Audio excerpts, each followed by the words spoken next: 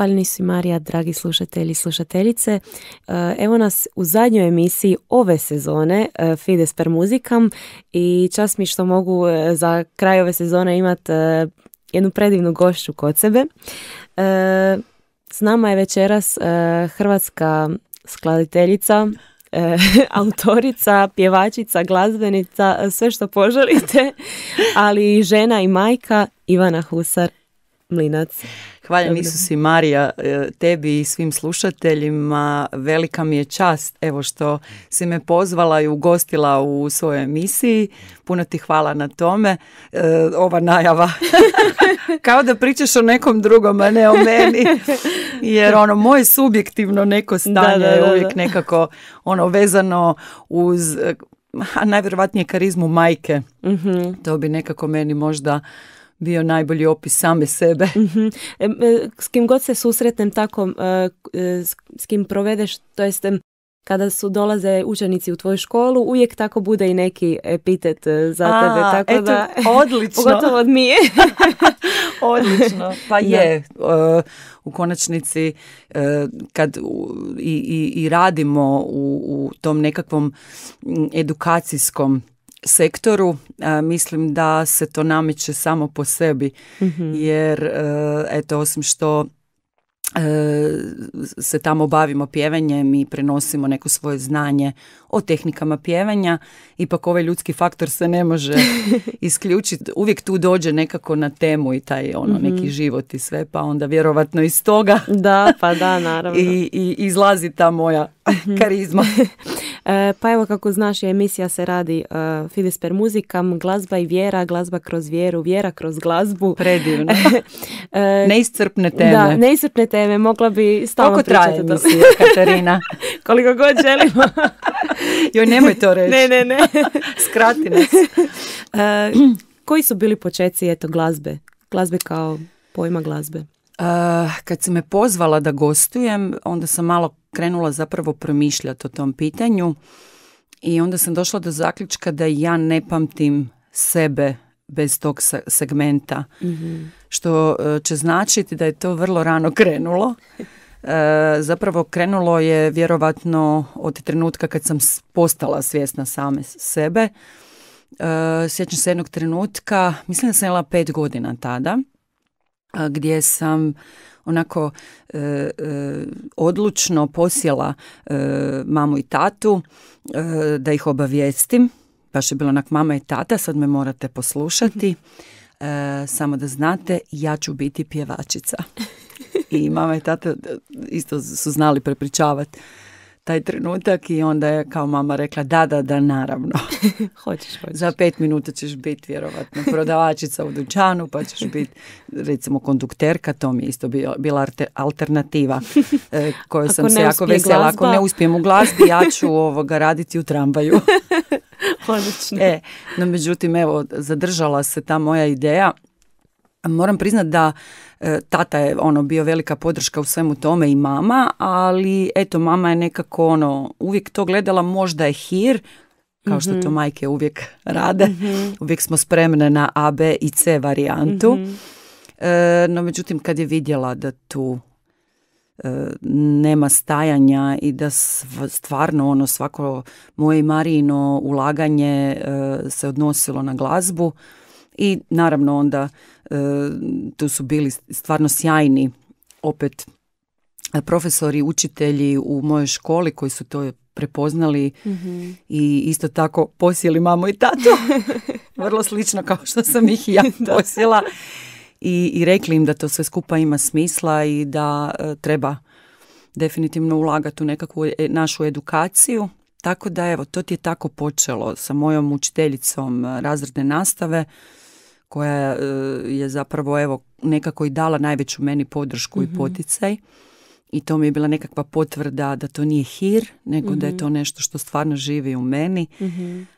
Kako bi moj Toma rekao, on kad je bio mali, onda me pitao, mama, jel tebi isto stalno nešto svira u glazbi, u glavi? Ja sam rekla, da, zar i tebi već? Imao je možda 3-4 godine kad me to pitao.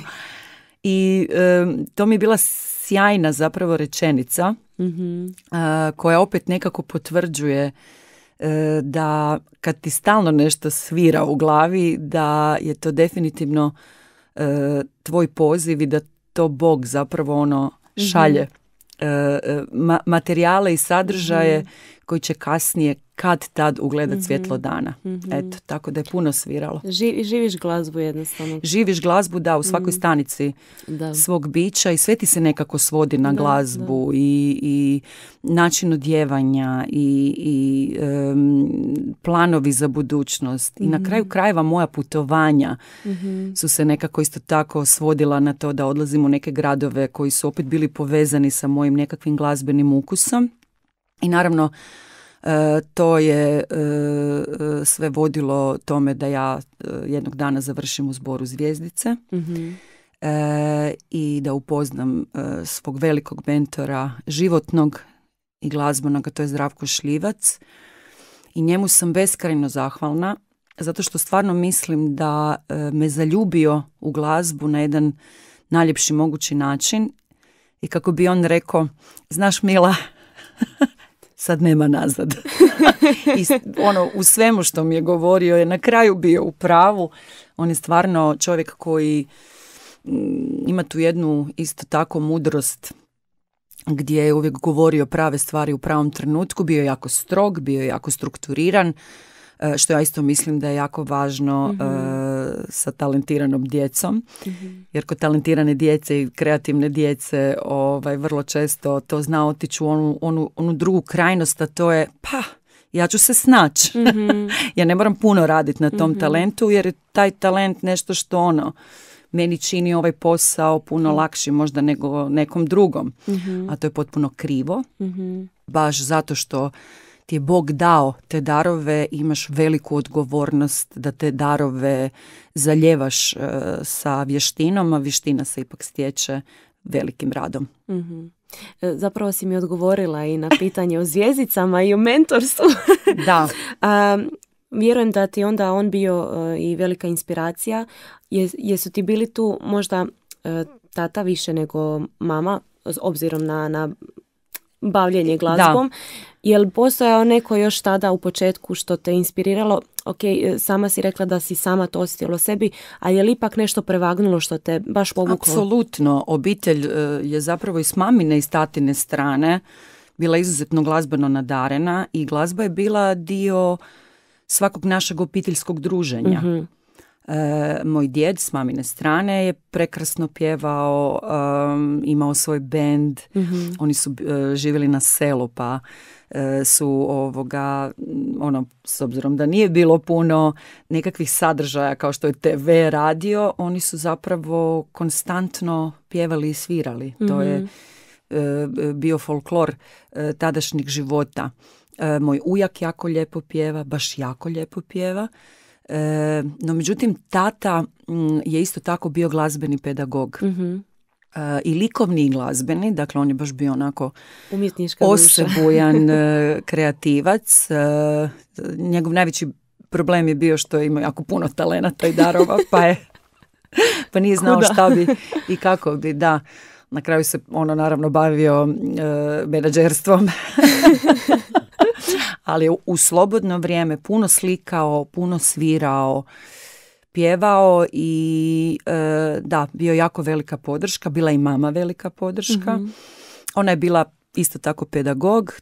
Prema tome, to je sve kod nas išlo po PS-u. Kad je ona vidjela da tu nema nazad, kako bi Zdravko Šljivac rekao, onda je ona odradila ovaj možda drugi dio posla, to je upravo to struktura, ajmo sad muzička, ajmo sad solfeđo, ajmo sad vidjeti gdje te treba staviti na koje mjesto te treba nekako posaditi da iz njega rasteš. Čak smo probali sa glumom, ali to nije prošlo.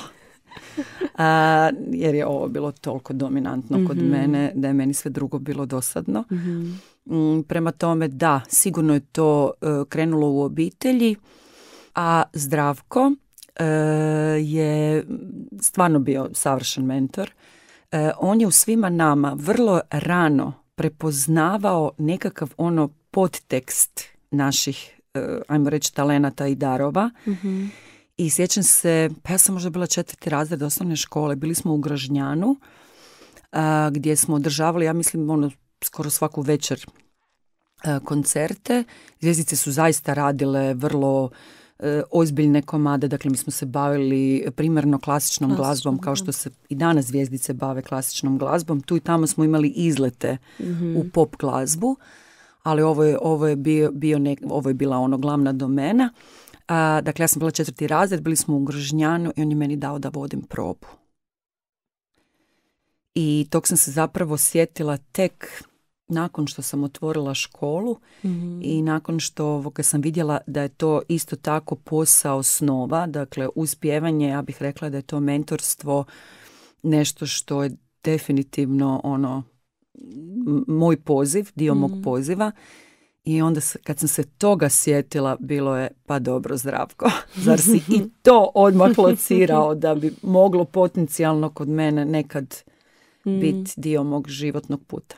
Vjerujem da se toliko i ugledaš na njega koliko zapravo ti tako jedna osoba, dobar pedagog tako može promijeniti, ne možda toliko tada život kad si ti klinac, ali definitivno za budućnost. Apsolutno, da, jer dobar pedagog u principu treba prepoznat kod djeteta, kod osobe njegove potencijale. Mi to ponekad zaboravimo jer se držimo opet tih nekakvih ustaljenih obrazaca. Gdje bi karijera trebala biti plodna, tvoja nekakva budućnost. Pa ajde ti rađe završi neke fakultete koji će ti donijeti neku sigurnu budućnost. Glazba nije sigurna budućnost. Dakle, u glazbi ti zapravo ne znaš kakva te budućnost čeka. Može se dogoditi da to bude nešto od čeg ćeš moći danas, sutra i prehranjivati sebe i svoju obitelj, odnosno nešto što će ti osigurati egzistenciju, ali i ne mora biti. No međutim, ja smatram da ako stvarno ti potencijali postoje u osobi, bez obzira da li će to jednom postati karijera, to ne bi smjelo se ušutkat, to se ne bi smjelo ne podržat i gledat kao gubljenje vremena, jer to je ipak jedan kanal koji je poseban i koji kad imaš trebaš ga koristiti. Jer nikad ne znaš što to Bog zapravo planira načiniti kroz tebe, kroz te darove. Nije ti ih dao uzalud. Bog ništa ne radi slučajno ili eto nabacati nešto pa kaže aj ti si izaberi, nego sve što nekako u sebi osjećaš i što padne na plodno tlo danas sutra u mozaiku tvog života bit će bitna stavka. Je li oduvijek bila ta poveznica glazbe s vjerom? Ili krenula glazba, kao što si rekla, krenula iz Zvjezdica, a kad je došao taj trenutak da bi se moglo pjevati duhovne pjesme isto? Pa evo, opet ću se vratiti na Zvjezdice. Mi smo zapravo u Zvjezdicama itekako jako puno radili duhovnu glazbu. Zapravo kad ti pogledaš nekakav temelj klasične glazbe, je ipak izgrađen na sakralnoj glazbi. Mi se rekvijemi. Tako je, kogod da se ti dotakneš, evo pogotovo i Mozart, i Malera smo radili, i Pergolezija. Dakle, tu je uvijek bio taj sadržaj. I ja bih rekla, većinski je to bio sadržaj. Mi smo dakle puno misa pjevali. Onda kad smo održavali božićne koncerte, uvijek su to bile tradicionalne božićne skladbe. Prema tome, ja stvarno sam ko onaj buk za božićne pjesme. Ja ih znam sve. I svih 6 kitica. To je meni sve od Zvjezdica. Jer nije bila opcija sa Zdravkom Šljivcem da ne znaš svih 6 kitica, iako je on možda odlučio da će biti samo 4. I onda nas je samo šalto. 3. U 2 ujutro, kad ja kažem 3. Zdravo budi, da si pjevala točan tekst. Eto, tako da rekla bi da je tu to sjeme sigurno bilo posijano i meni je oduvijek gospel glazba toliko bila bliska da sam to isto u jednom trenutku krenula analizirati. Otkud to meni? Zašto baš gospel? Jer to ja nekako smatram svojim. Ko da su tu neki moji korijeni. Ko da su me neke ove glazbe koje su s našeg područja, mene su totalno mimo išle. Ne mogu se poistovjetiti baš sa svom glazbom koja je možda našoj publici puno prirodnija. I tad još nisam razumjela o čemu se tu radi. Imala sam puno nekakvih iskustava i prije, koje sad kad analiziram, kad ih pogledam, znam da je to bilo čisto prisustvo Boga i Duha Svetog.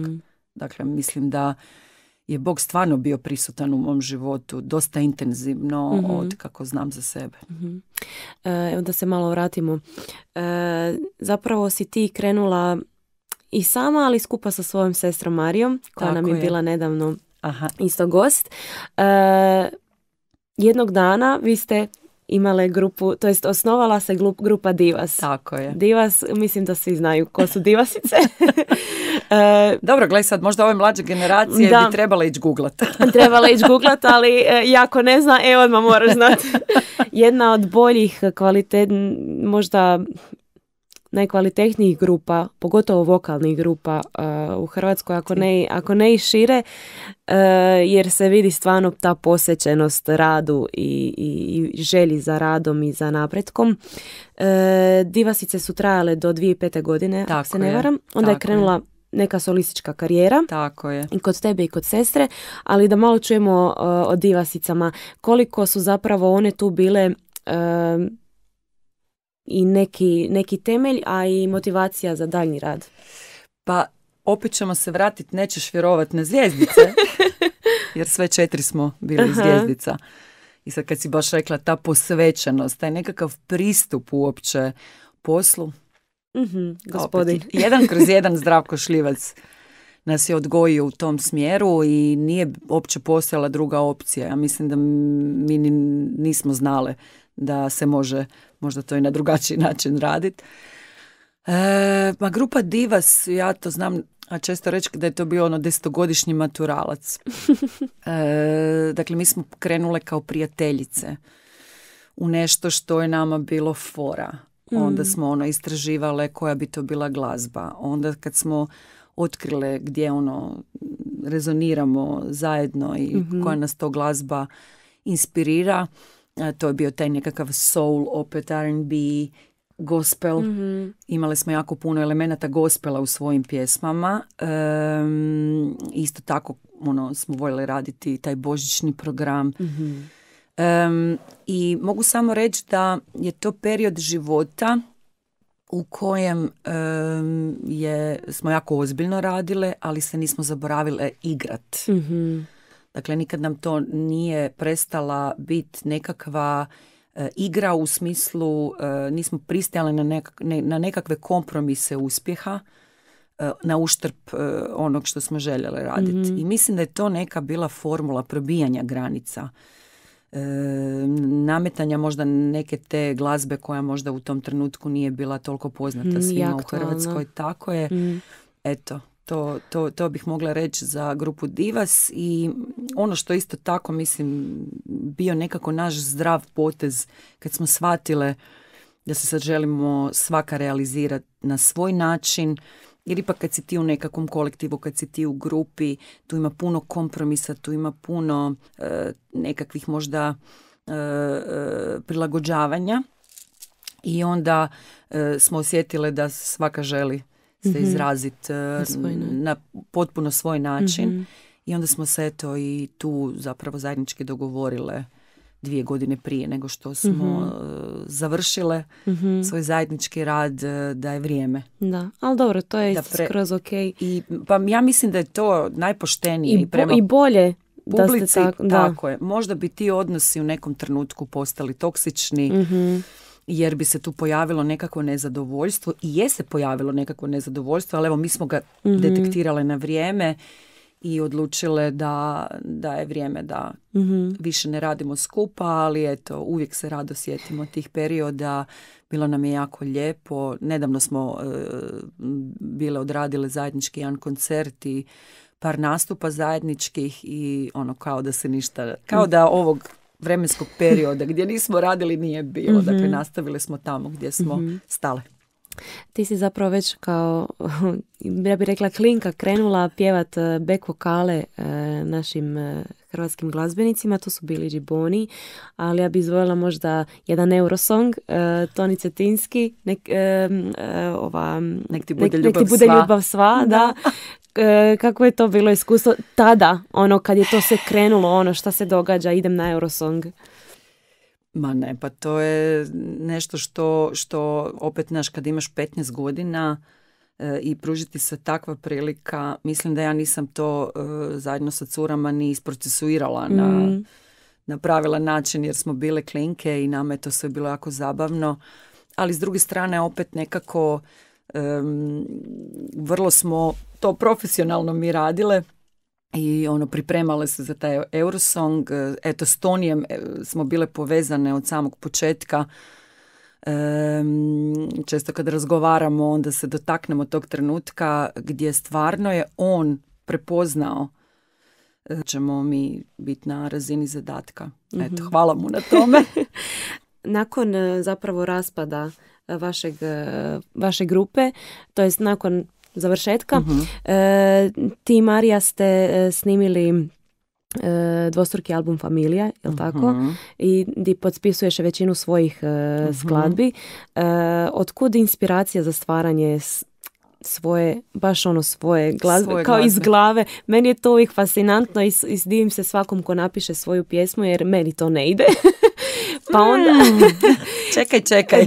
Da, istina, ali to je baš nekako i imaš uho za to i jednostavno dobro je. Nije to neka bezveze pjesma, nego je stvarno dobro. Sad kad si rekla meni to ne ide, to je zapravo možda i jedna od stvari koje su lažno uvjerenje. Jer ja sam isto mislila da meni to ne ide. I nikad mi nije palo na pamet da ću ja skladati pjesme i da ću pogotovo pisati tekstove. Jer to sam definitivno mislila da mi ne ide. I kako je to krenulo? To ti je krenulo još s grupom Divas. Mi smo završavali album, a falilo je pjesama. I naprosto sve što su nam ostali skladatelji slali, to nije bilo to. To nije bilo to što smo mi htjeli isporučiti svojoj publici. I ja sam ti u sobi imala jedan ogroman crni prekrasni klavir. I sjećam se, legla sam se ispod tog klavira, to je bilo moje mjesto. Stavila sam slušalice na glavu i samo je krenulo. I ja sam tako napisala svoju prvu pjesmu. Odnosno, prvo ja mislim da sam završila neki tekst. I onda mi se dogodila jedna situacija u životu koja mi je onako bila dosta emotivna. I onda sam sjela za klavir i ajde, idem ja probat to sad što svira, pretočit na klavir, znajući što želim da publika dobije u eteru. I mislim da je ta poveznica sa publikom, kad ti već imaš neku svoju publiku, kad ti već otprilike znaš kako tvoja publika funkcionira i kad znaš gdje je tvoje mjesto, gdje je tvoj zvuk. Ja mislim da je to jako važno možda za sam početak, jer onda bude lakše. Ovako, puno toga svira u tvojoj glavi, a ovo te nekako usmjeri koju glazbu trebaš pretočiti na papir ili na klavir. I tako sam ja pljunula pjesmu koja se zove Proljeće. To mi je zapravo, mislim da mi je to prva autorska pjesma. I onda tu kreće sram, onda tu kreće je li to dovoljno dobro, onda je tu onako uvijek neki strah, onda naravno Marija bude prva koja to mora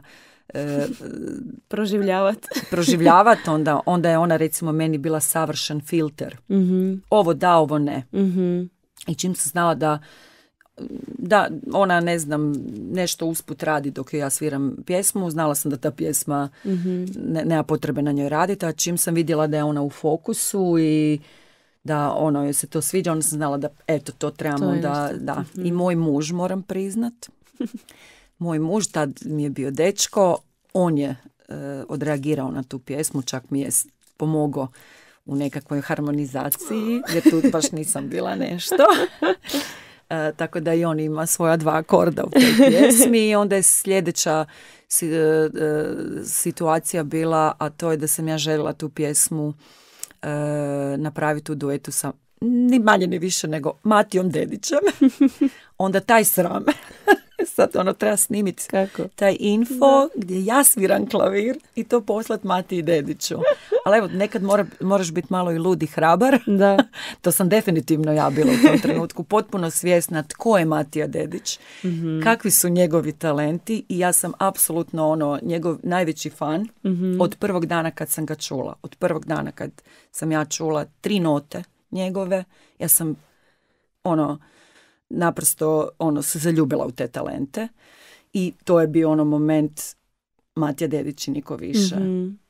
I onda se dogodila ta suradnja. Evo, nije nas odbio za početak. To mi je bila još jedna potvrda, ok, možda ovo ima smisla. I tako ti je to krenulo. Onda sam se tu ohrabrila, onda sam shvatila da zapravo niko mi ne može napisati toliko moju pjesmu kao ja sama. Da. I to će ti zapravo svi izvođači koji pišu svoje pjesme potvrditi. I tu zapravo kreće motivacija i za samo još veći rad. Tako je. Tako je, samo što evo recimo ja nisam autor, znači ja sam ipak prije svega pjevačica, što znači da ja ne mogu isporučiti pjesmu za kad sat vremena. Pita, da. Meni ipak treba doći ta neka navala, ajmo reći, inspiracije. Iako u nekim situacijama se znalo dogoditi da je cajtnot i da se treba primiti posla. Samo onako neki i dođe. I sad možda ću ti preskočiti se na sljedeće pitanja, ali na vrlo sličan način je nastala i Gospodine hvala. Ali ajde, evo tu ću priču ostaviti za... Onda najbolje da mi sad poslušamo jedan Gospodine hvala. Može. Evo ga.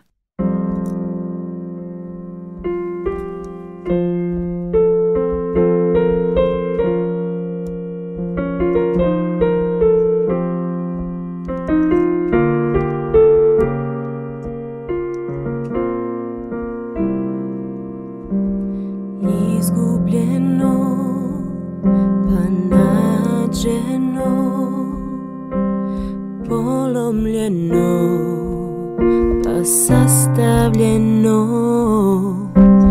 Jednom je križ porazio grijeh, jednom je riječ utažila žeć. Napuštam svijet jer ovo je moj spas. Kad zapjevam tvoj čuje se glas. Gospodine hvala, sva tvoja slava je u mojim pjesmama i ja krećem iznova na trnovitoj stazi. Znam netko me pazi, to si ti najveći. Jednom je sin na tren ostavljen pred očima majčinim, vjerom ispunjenim. Stajala je dok zamro je glas, znajući da žrtvom spašava nas. Napuštam svijet jer ovo je moj spas. Kad zapjevam tvoj čuje se glas. Gospodine hvala, sva tvoja slava je u mojim pjesmama i ja krećem iznova na trnovitoj stazi. Znam neko me pazi, to si ti najveći.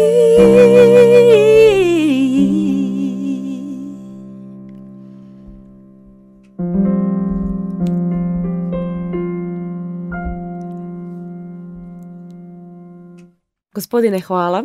Da. I stvarno hvala mu. Stvarno hvala mu jer eto, bez njega ničeg od ovog ne bi bilo. Ja kad sam čula pjesmu jednostavno to je jednako Ivana. To je jednako Ivana, ali i vaš duet, kad sam isto čula tebe i Marije, jednostavno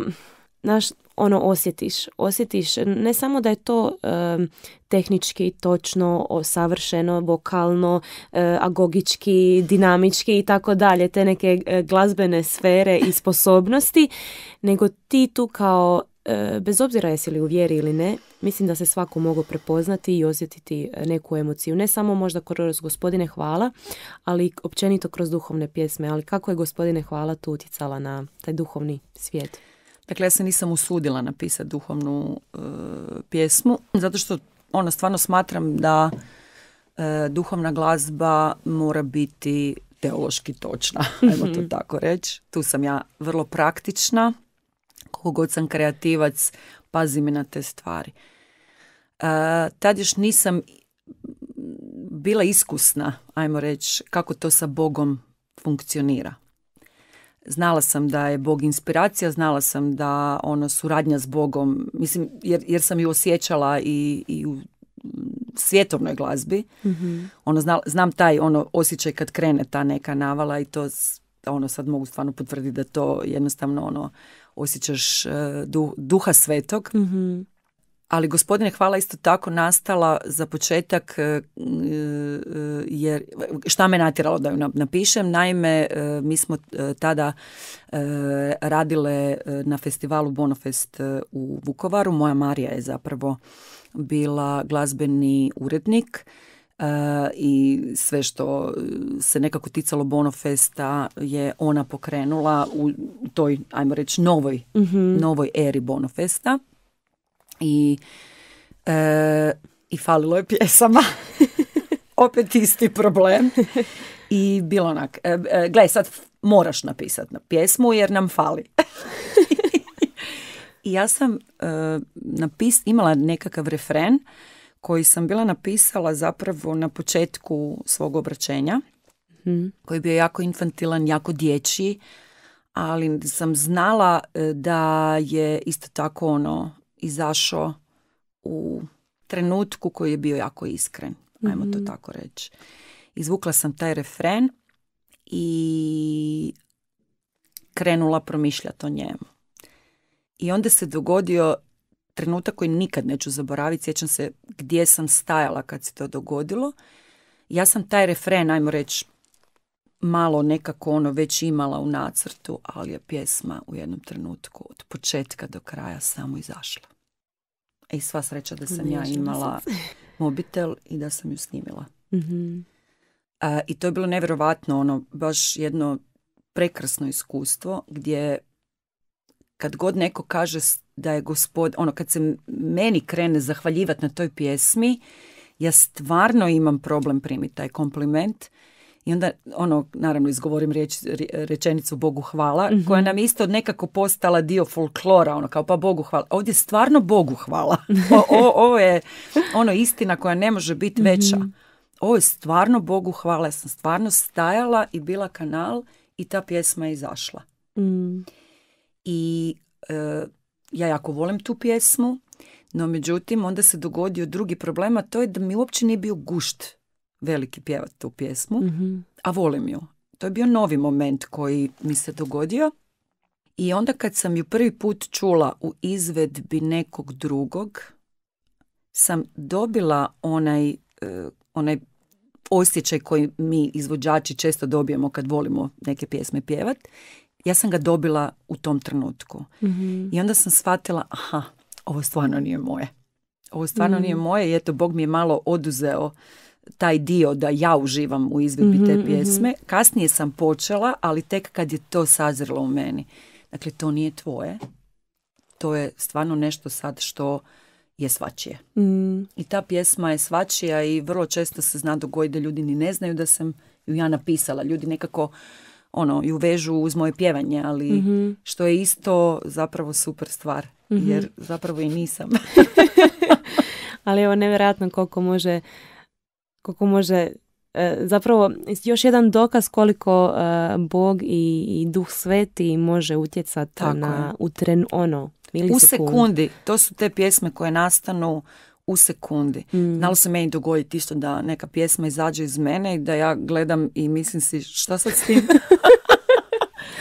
Jer u principu, i onda mi te kasnije dođe, to nije za tebe, to je za nekog drugog. Ali to je takva jasnoća u tim trenucima i to su mi najdrži trenuci kad su jasni i kad, jer onda znaš da eto, ta suradnja, ta prisutnost stvarno realna. Kako smo sad evo kod duhovne glazbe, ali ti se bavila si se, a i baviš se svjetovnom glazbom. Tako je. Bi li ti povezala ta dva pojma? To jest, može li ići duhovna glazba sa svjetovnom i obratno? Jer to pitam evo baš svakog glazbenika ako mi dođe da se bavi sa obje vrste glazbe. Zato što nekad znaju neki, kako se kaže, reći da to ne može jedno s drugim. I jedna i druga strana, kao ne možeš ti sad pjevat i duhovno i svjetovno. Duhovno i svjetovno. Za početak, sva glazba je duhovna. I samo je pitanje kojim duhom je vođena. Prema tome, kad to tako počnemo gledati i shvaćati, onda u principu možemo reći da bi to trebalo svakako ići jedno s drugim, ako je vođeno istim duhom. I postoji neka svjetovna glazba kroz koje Bog sigurno dotiče, kroz koje Bog sigurno mijenja. I postoji puno izvođača, evo za početak i Džiboni, i Nina, i sad evo ne mogu se nikog drugog sjetiti, ali ima ih puno, koji svojom glazbom kod ljudi potiču pozitivne stvari. I sad ako si u vjeri, onda ti treba malo više, kako bi ti rekla, poticaja, ali ako nisi, onda je ovo u nekom, možda neki tvoj početak koji će te odvesti na taj put koji te vodi Bogu. Prema tome, ja stvarno smatram da može, ali da tu onda treba uvijek biti budan koji duh piše te pjesme, s kojim duhom ti radiš te stvari, koja ti je motivacija, i to je teško. To je teško. Ja bi najrađe da je jedno ili drugo, odnosno da je sve isto, da. U tom, ajmo reći, kršćanskom duhovnom smislu, jer bio je jedan period mog života gdje meni samo to odgovaralo. Dakle, gdje sam ja stvarno najviše uživala u duhovnim koncertima i mogu reći i danas da mi je to draže. No, međutim, eto, Bog nekad traži od nas i ovo drugo, i mislim da je i to potrebno. Da, ali mislim da ako si ti, ako ćeš se držati, ako ćeš biti u tom jednom, da ti samo možeš u ovom drugom pomoći drugima. Znači svojom prisutnošću, svojim pjevanjem, svojim načinom pjevanja i ponašanjem možeš samo svjedočiti kako se može. I da te neko da ti više, da ti povučeš k sebi te druge, a ne da oni tebe povuku. Tako je. Zato trebaš biti svjestan da ti to možeš. Ali zato sam rekla da to nije baš lak posao. Zato treba biti jako budan i zato treba biti kako bi rekla, u tom odnosu s Bogom vrlo intenzivan i svakodnevno raditi na tome. Jer danas, pogotovo u ovom suvremenom svijetu, prisutno je sve na sekundu i dosta se zna. Možda je neko i ko pjeva jedno i drugo se pogubi, ali opet teško je to. Apsolutno. Jer, mislim, zlo Satona. Apsolutno. I mislim, mi se možemo pogubiti u jednom danu, ali je najbitnije da se vratimo i da smo svjesni toga i da smo slabi. Dakle, ne se precjenjivati niti podcjenjivati u takvim situacijama, tako da znat da gdje ti je mjesto, gdje ti je srce. Tamo gdje ti je srce, tu zapravo najbolje djeluješ. Spomenula si Džibonija i Ninu i ne znam s kim nisi surađivala. Da, Bogu hvala. Bogu hvala, da. Ali stvarno Bogu hvala. Neću te pitat koja ti je bila najdraža suradnja, vjerujem da je to teško i za reći. Pa znaš što ću ti reći? Ja stvarno Bogu hvala, jer sam blagoslovljena da sam u životu stekla prijatelje koji su mi uzori. Dakle, svako ko je mene glazbeno pokrenuo, ko je mene glazbeno fascinirao, nekako je ispalo da mi je ušao u život i da mi je ostao prijatelj. Evo, spomenula sam već i Matiju Dedića. On je definitivno jedan od tih ljudi, jer smatram da darove koje on ima i način na koji on percipira glazbu, da je to takva rijetkost, da je to ono dragulj koji ako dobiješ na poklon, čuvaj ga. Nina mi je isto tako baš jako dobra prijateljica, jedna od najboljih prijateljica. Evo, opet to gledam kao blagoslov, jer nju smatram najkompletnijom glazbenicom od svih koje poznajem.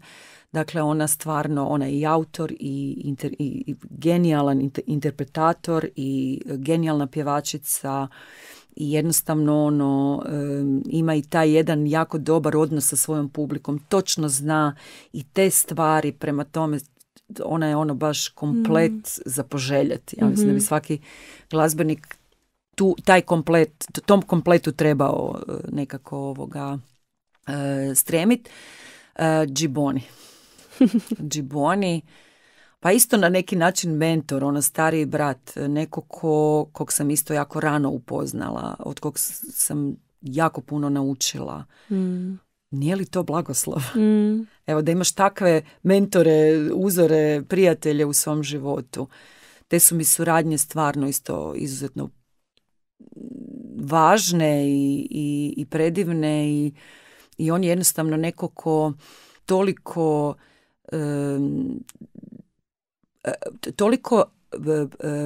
toga odrađuje ne samo za sebe, nego bih ja rekla i za svoju generaciju, za buduće generacije. Ja se nadam da su ljudi toga svjesni, s kojim on teretima zapravo se nosi, jer on još uvijek poklanja publici divotu glazbe, kvalitetu glazbe, a na te koncerte dolazi jako puno ljudi.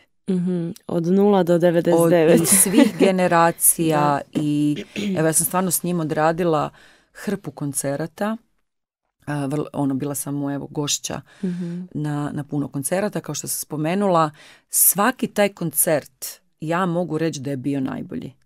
Jer taj pristup koji on ima prema svojoj publici, to poštovanje od prvog trenutka kad izađe na pozornicu dok ne izađe s te pozornice, on daje svaki put 400%, ali svaki put.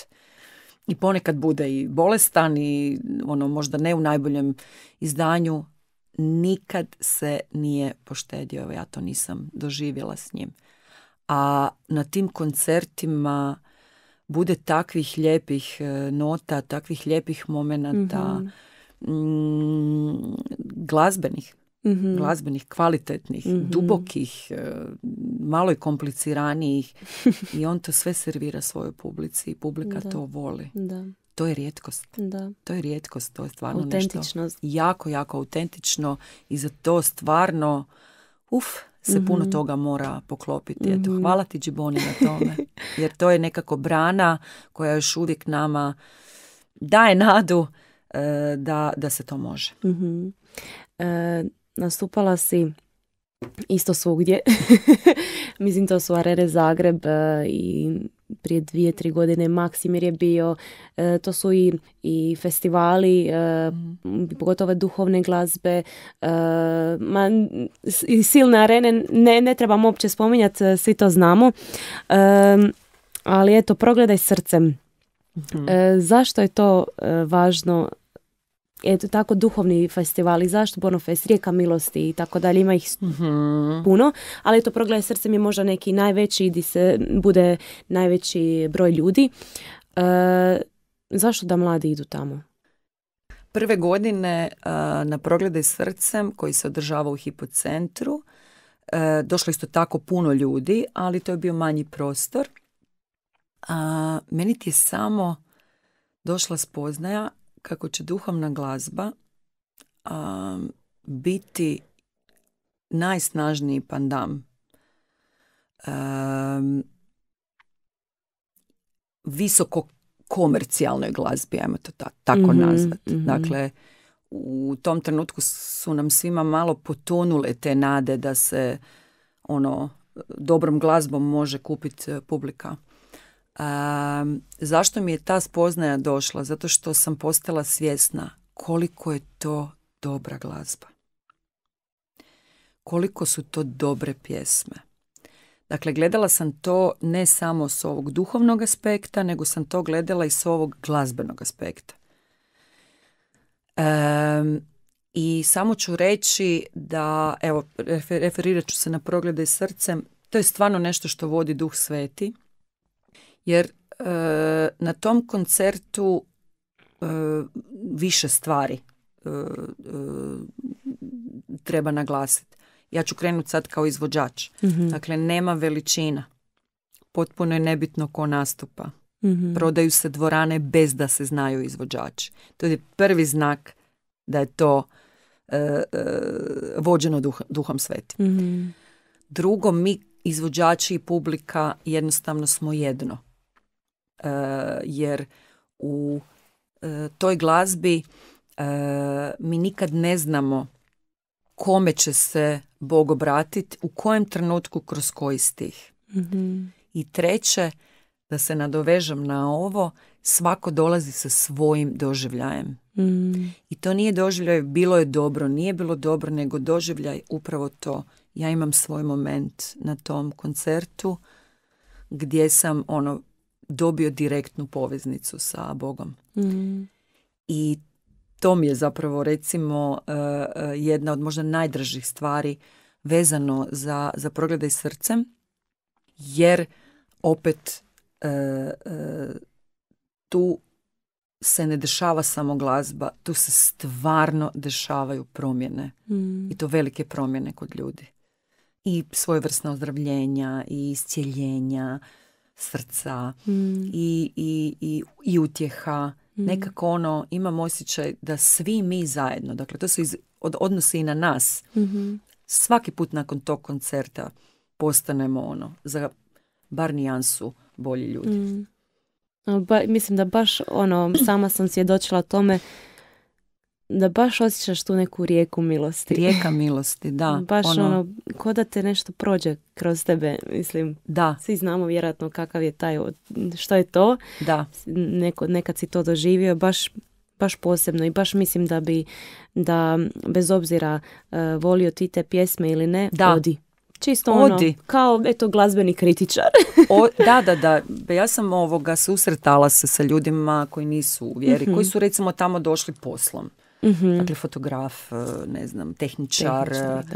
Svi su pod dojmom. Svi su pod dojmom, ali svako pod nekim svojim dojmom. Ne znam, pa čekaj, ovo je stvarno fantastično organizirano, ali čekaj, ovo stvarno fantastično zvuči, ali to su genijalni aranžmani, ali čekaj, samo malo te izvedbe su Dakle, svako dobije nekakav svoj komadić. To govorimo ljudima koji, su došli na duhovni koncert i možda očekivali nešto što se neće biti na tom, ajmo reći, produkcijskom nivou, ali evo, ljudi koji vole te pjesme su došli se napuniti Božjom milosti. Oni to tako nekako gledaju i onda se iznenade kad vide kako to izgleda. Ja mislim da je to isto jako važno.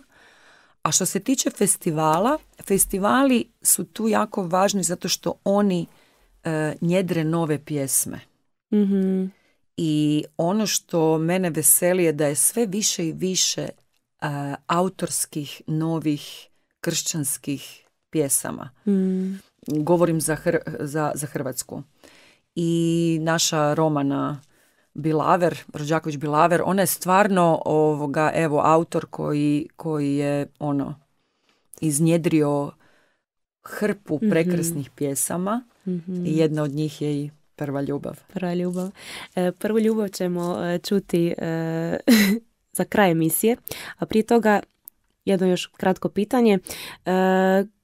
Koji bi ti savjet dala kao glazbenica nekome kome se želi baviti glazbom, bilo to duhovnom ili svjetovnom svijetu? Pa moj savjet bi bio definitivno da se prvo istraži jako dobro što to glazba treba raditi. Jer ponekad, to zapravo ja primjećujem kad se malo družim sa mladim glazbenicima, ponekad neke stvari dođu prije onog najbitnijeg. A najbitnije je da glazba treba kod čovjeka izazvat doživljaj. U duhovnoj glazbi je to malo manje komplicirano jer se to samo po sebi podrazumijeva. Dakle, nekako kad radiš duhovnu glazbu je jasna svrha te duhovne glazbe, ali i svjetovna glazba bi trebala na isti način funkcionirati.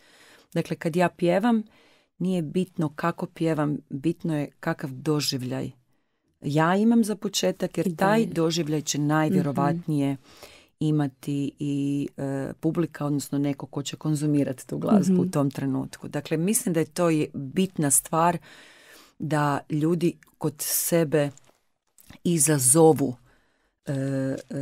taj impuls.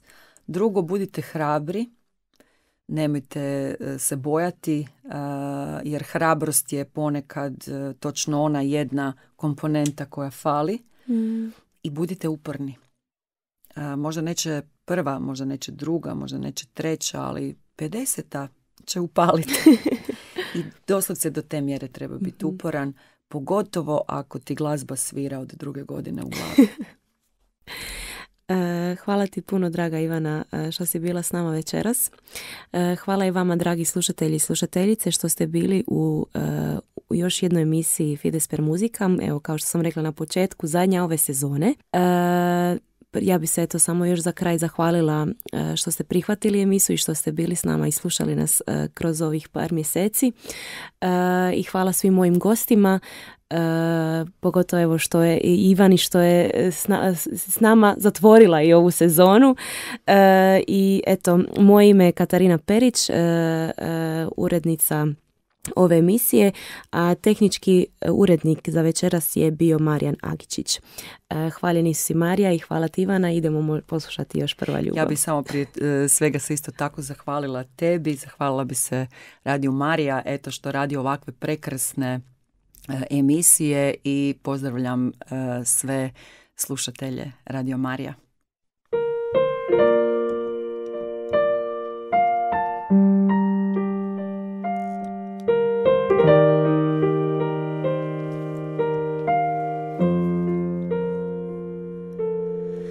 Nova zora dolazi, zovu žetve velike. Tko je taj koji da će ti snage da mu nosiš plodove? Nova zora dolazi, zovu žetve velike. Tko je taj koji da će ti snage da mu nosiš plodove? Prva ljubav opet te zove da ti krila podigne.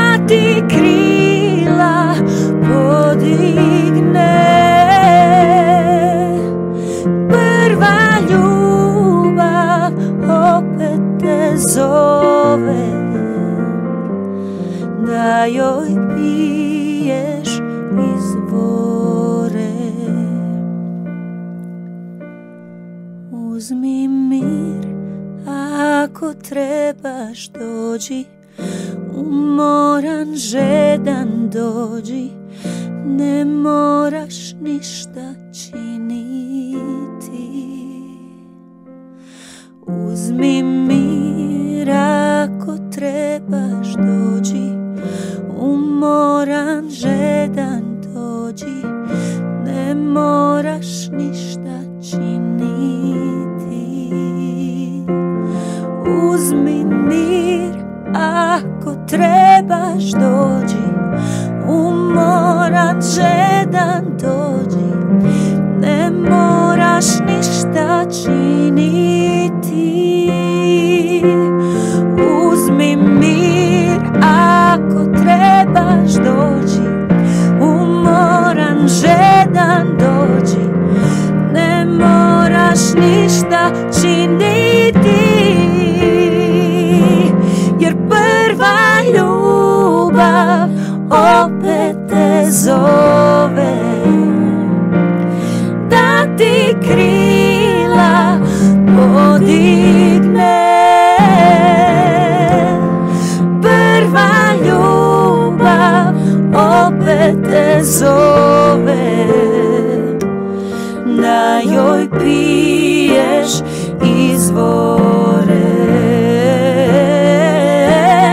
Prva ljubav opet te zove, da ti krila podigne. Prva ljubav opet te zove, da joj piješ izvore. Da joj piješ izvore.